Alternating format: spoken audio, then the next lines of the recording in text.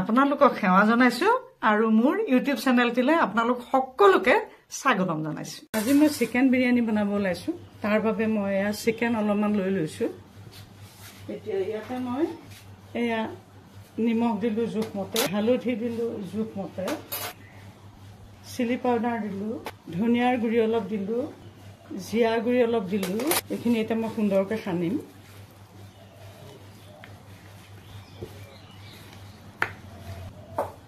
ইয়াতে মই অলপমান পদিনা দিলো, অলপমান কেঁচা ধনিয়া দিলো, অলপমান দৈ দিলো, অলপমান সৰিয়হৰ তেল দিলো। এতিয়াও এইখিনি মই সুন্দৰকৈ আকৌ সানি লম।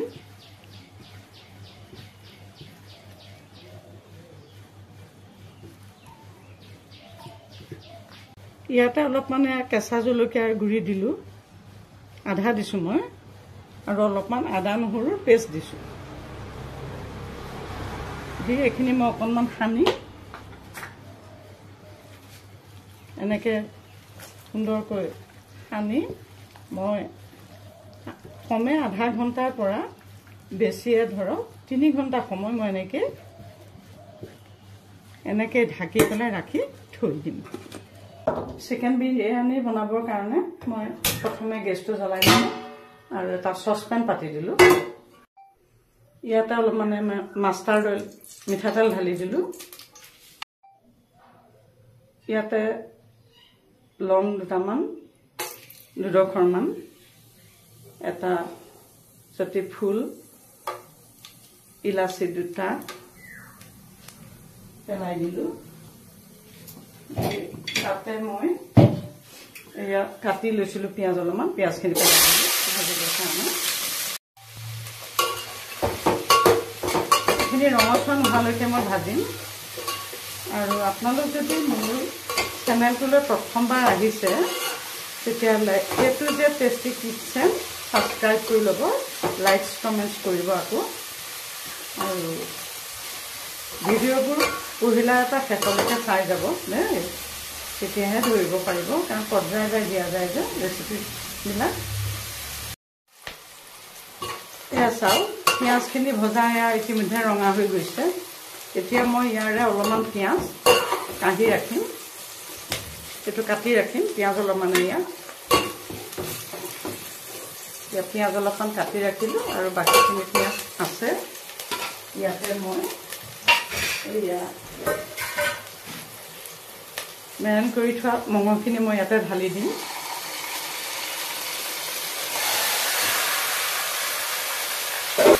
মঙহখিনি ইয়াতে বনাই ল'ম প্ৰথম, সেইকাৰণে মঙহখিনি ইয়াতে মই পহিলা ঢালি দিলোঁ।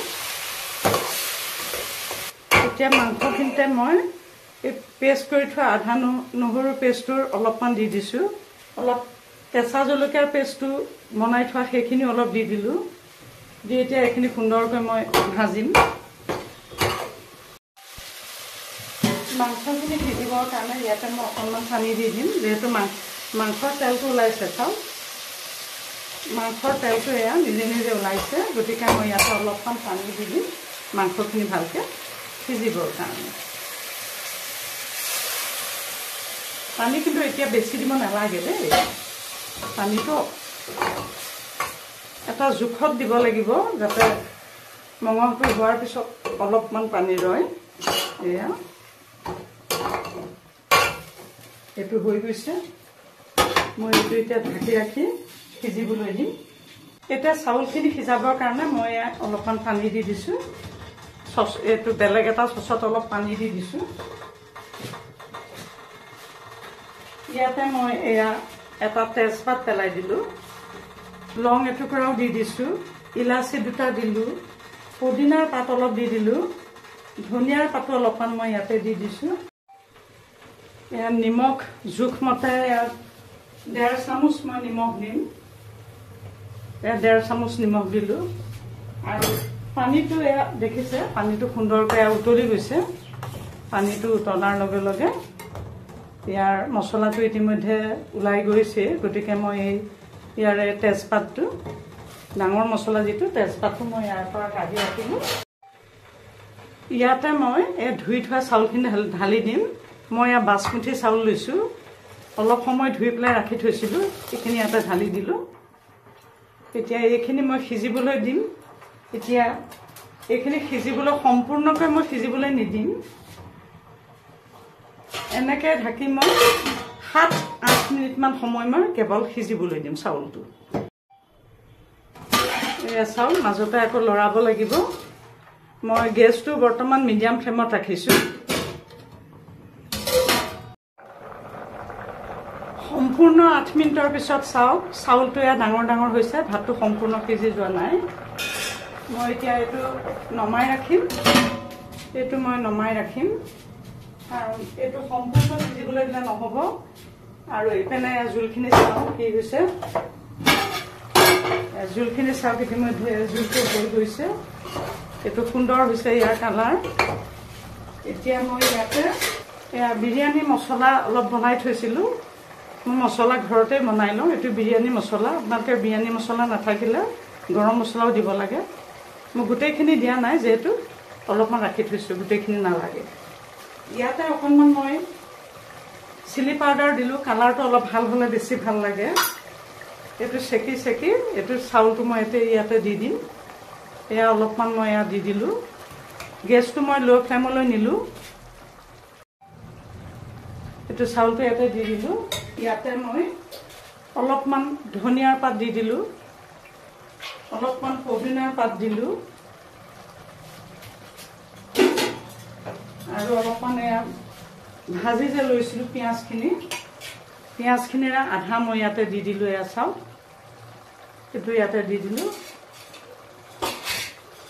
দি এইটো এনেকৈ দি ইয়াতে মই পুনৰ আৰু যে আছে ভাত সিজাই লোৱা চাউলটো, এইটো মই পুনৰ দি দিম। এয়া চাউল এয়া দি দিলোঁ, ইয়াতে এইটো দি দিলোঁ।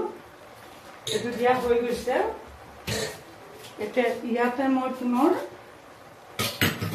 আকৌ অলপমান এয়া কেঁচা ধনিয়াৰ পাত দিলোঁ, কেঁচা জলকীয়াও দুটামান ইয়াতে দি দিছোঁ, আৰু পদিনাৰ পাতো দিছোঁ ইয়াতে, আৰু যিখিনি পিঁয়াজ পুনৰ ৰৈছিল সেইখিনিও মই ইয়াতে দি দিলোঁ।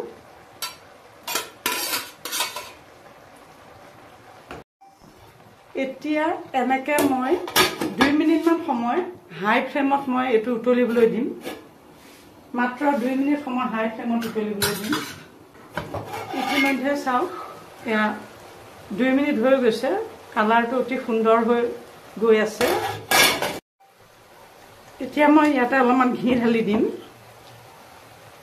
ঘি ঢালি দিলে ইয়াৰ সোৱাদটো অধিক সুন্দৰ হয়। এতিয়া এনেকৈ মই সুন্দৰকৈ ৰাখি গেছটো সম্পূৰ্ণ ল' ফ্লেমত মই প্ৰায় 4 মিনিটমান সময় ৰাখি থ'ম। এয়া চাওক 4 মিনিটৰ পিছত এয়া কি সুন্দৰকৈ চিকেন বিৰিয়ানী প্ৰস্তুত হৈ গৈছে। চাওক কেনেকুৱা সুন্দৰ কালাৰ হৈছে, এয়া দেখিছেনে? কিমান লোভনীয়, কিমান সুন্দৰ হৈছে। এয়া চাওক। গতিকে সুন্দৰ ৰেচিপিটো আপোনালোকেও সুন্দৰকৈ বনাই খাব। আৰু এটা নতুন ৰেচিপি লৈ অহাৰ প্ৰতিশ্ৰুতিৰে আজিলৈ মই ইমানতে সামৰিলোঁ।